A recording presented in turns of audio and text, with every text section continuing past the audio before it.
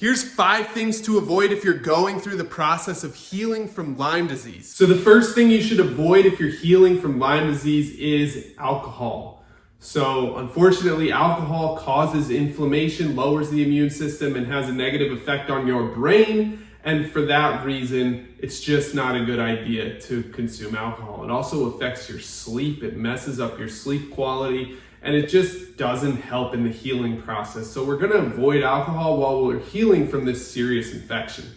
The second thing that you want to avoid when you're healing from Lyme disease is going to be sugar. Now, sugar is a highly processed carbohydrate that also increases inflammation and can dampen the immune system.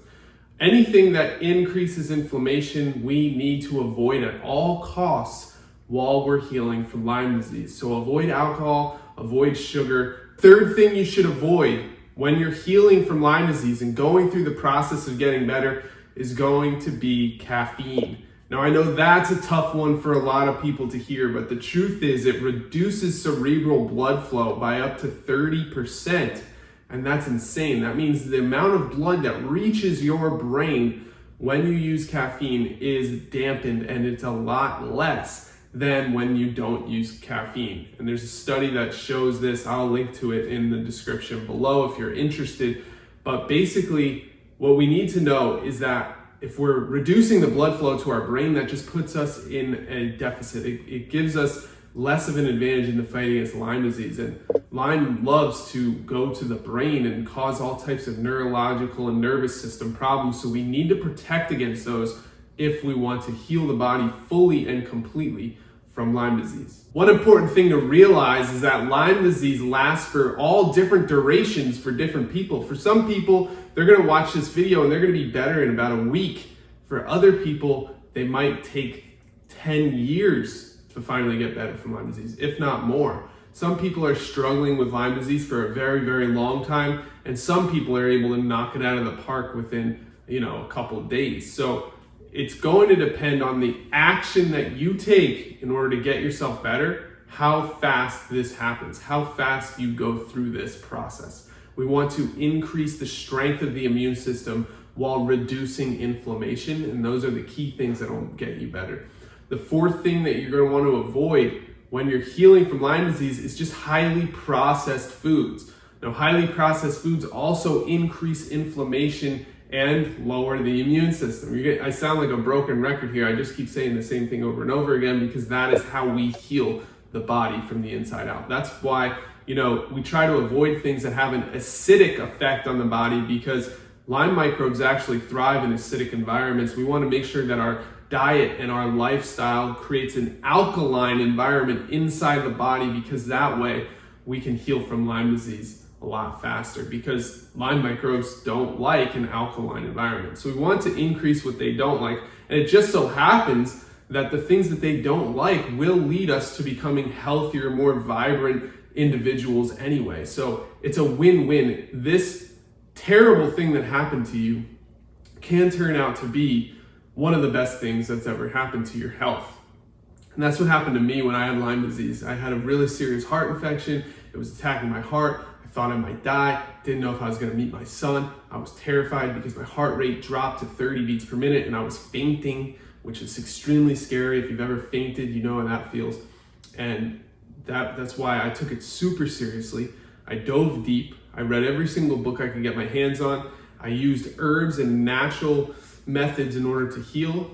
And then I was able to heal within 1 year of using natural methods and really going after increasing my health in every possible way, including sleep, hydration, nutrition, using herbs. And I actually ended up packaging up a box of herbs that I give to people so that they can heal from Lyme disease. You can get yours at LymeDiseaseWars.com if you're interested. Now, the fifth thing that you're going to want to avoid to heal from Lyme disease is going to be allergies, or things that you have an allergic reaction to or a slight allergic reaction to. Now, don't turn off the video. Don't think, oh, I don't have any allergies, and just walk away, because the truth is that we all have low-grade allergies that we don't know about. And this happens all the time, right? There's this book called The Lyme Diet, and in it, Dr. Nicola McFadden writes about how a lot of people have these low-grade allergic reactions to foods and they don't even realize it. They don't even know that it's happening. One of the most common one is gluten. Now there's people that have a serious allergic reaction to gluten called celiac disease, but there's other people who have a lower grade allergic reaction to gluten, but they just don't realize it because it's very low grade. It causes a bunch of inflammation in their body, but they're able to deal with it and handle it, and it goes away eventually, and then they just do it again the next day. So it's important to, if you find out about these things, you can get rid of them. That's why one thing that's really smart to do when you're trying to heal from Lyme disease is to take an allergy test and to figure out what you're actually allergic to at your core and what has very low grade allergic reactions, and even get rid of those things. There's a few ways to do this. You could take allergy tests, or you can just do a complete elimination diet where you basically strip everything away back to its bare bones, where you're basically just eating salad and vegetables, and then start to build up slowly over time and see what causes you to feel worse and what causes you to feel better, and just get rid of that makes you feel worse, and then eat more of that makes you feel better. Generally speaking, I like to suggest a high-fat diet with a lot of cruciferous vegetables. Fats meaning healthy fats, including avocados, nuts, seeds, coconuts, oil, olive oil, olives, things like that. And cruciferous vegetables being things like broccoli, Brussels sprouts, bok choy, cabbage, things like that. There's a whole list of these things. And another important factor is, like I said, making it an alkaline diet. So choosing foods that lead your body into alkalinity instead of into acidity is going to help a ton as well. So those are some things that you can eat, but I just named 5 things that you should avoid at all costs. Again, to summarize, they are alcohol, sugar, caffeine, highly processed foods, and foods that you have an allergy or a very low grade allergy to.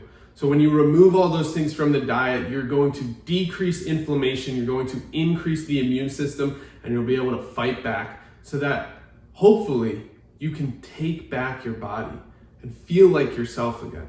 Look, I know what it feels like to be scared, to not know if you'll ever get better, to feel like a shell of yourself, and to just want to be yourself again.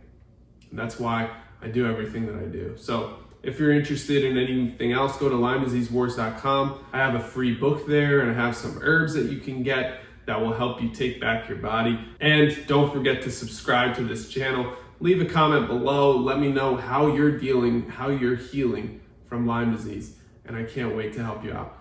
This is Lyme Disease Awareness Month. It's May, so if you can, share this video. We want to get as much awareness as possible around Lyme disease and how to heal and get better, so that the most amount of people can know about Lyme disease, avoid Lyme disease in the first place, but also the people that have Lyme disease have the answers, the tools, and the care that they really need. Because as we all know, it's been lacking, and there's not enough care and support in the world right now for Lyme disease victims. And that's why I create this channel. That's why I do what I do. So I'll see you in the next video. Thanks a lot. Bye-bye.